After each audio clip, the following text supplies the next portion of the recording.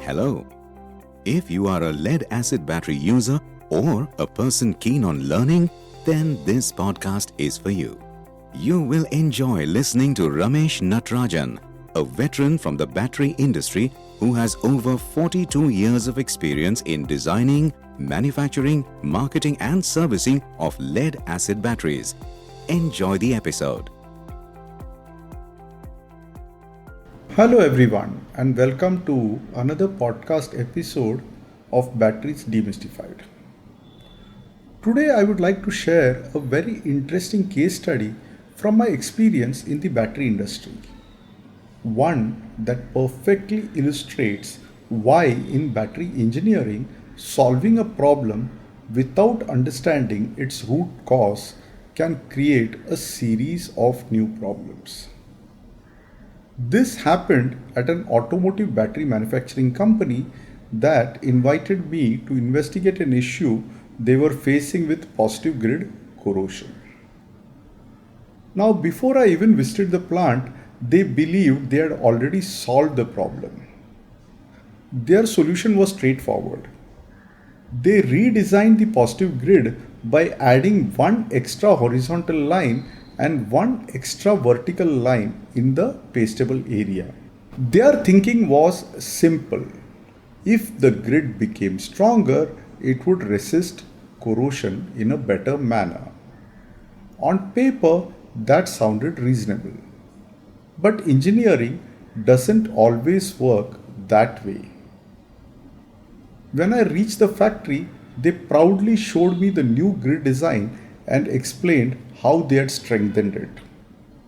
My first question was not about corrosion. Instead, I asked, how is the battery capacity now? Is it still the same? They looked at each other and admitted, well, capacity has dropped slightly. The battery is no longer delivering its full rated capacity. That answer was not surprising. By adding more grid wires, they had reduced the space available for active material. Less active material naturally means lower capacity. So I asked, how did you solve that problem? They smiled and replied, we increased the height of the grid so that we could accommodate more active material. Now the story became even more interesting. To solve grid corrosion, they had redesigned the grid. That reduced battery capacity. To recover the lost capacity, they made the grid taller. I then asked another question. Has the battery become heavier? The answer was yes. Has the manufacturing cost increased? Again, yes. Then came another question. Are your OEM customers happy with the increased battery weight? The answer, no. Vehicle manufacturers were reluctant to accept the heavier battery. So now, one original problem had already become three separate problems. Reduced capacity, increased weight, and increased manufacturing cost. But the story did not end there. I asked them another question.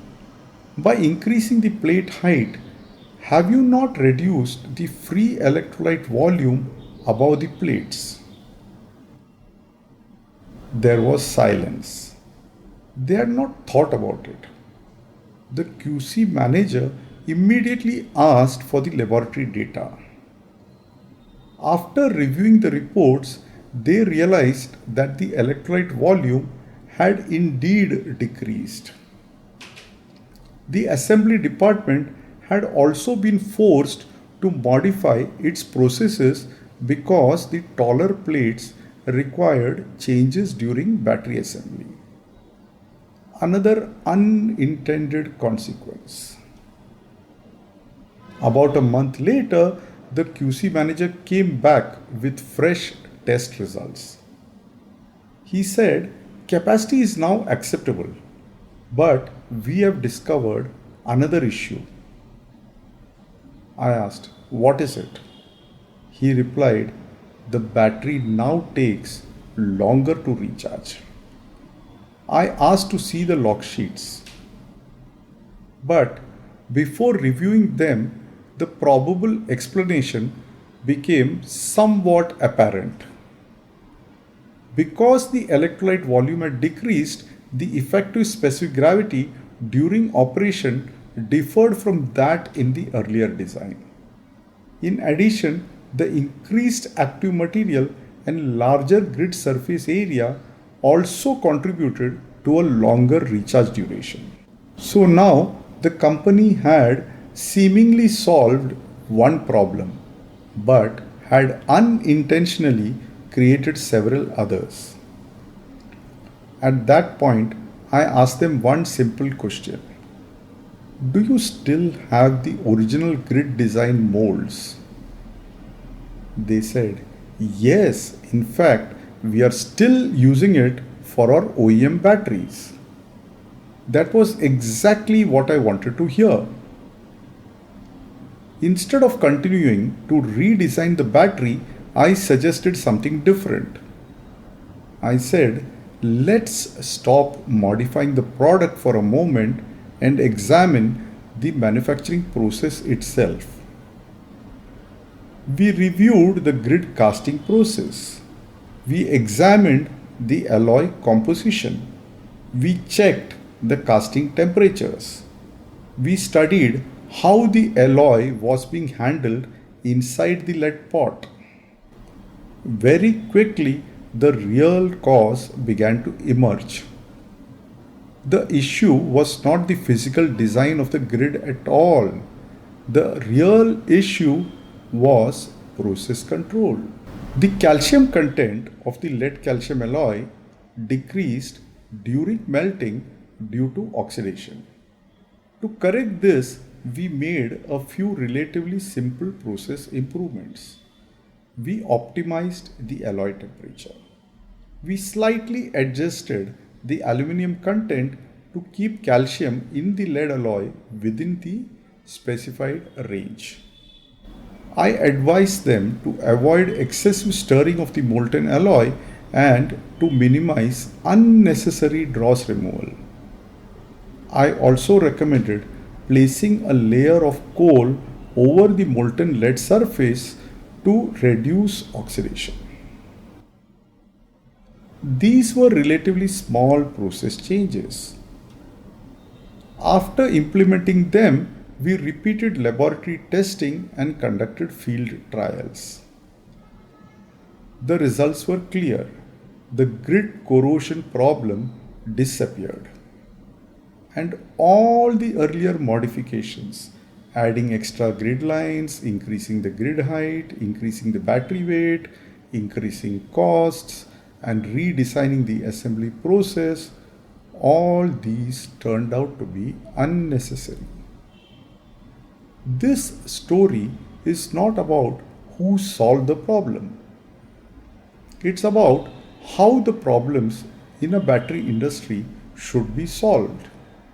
In engineering, it's very easy to become so focused on fixing the visible symptom, but we forget to investigate the actual cause. When that happens, every solution creates another problem. Then we solve that problem, which in turn creates yet another one. And before long, we are trapped in a chain of unnecessary changes. The better approach is to understand the fundamentals, analyze the complete system, and identify the true root cause before making design changes. In battery manufacturing, every component and every process is interconnected. Changing one parameter almost always affects several others. That's why battery engineering requires a holistic and scientific approach, not isolated decision making. I hope you found this case study both interesting and useful. It's been some time since my last podcast, and I'm happy to be back sharing practical experiences from the battery industry. Thank you for listening to Batteries Demystified. Until next time, keep learning, keep questioning, and remember, every battery tells you a story.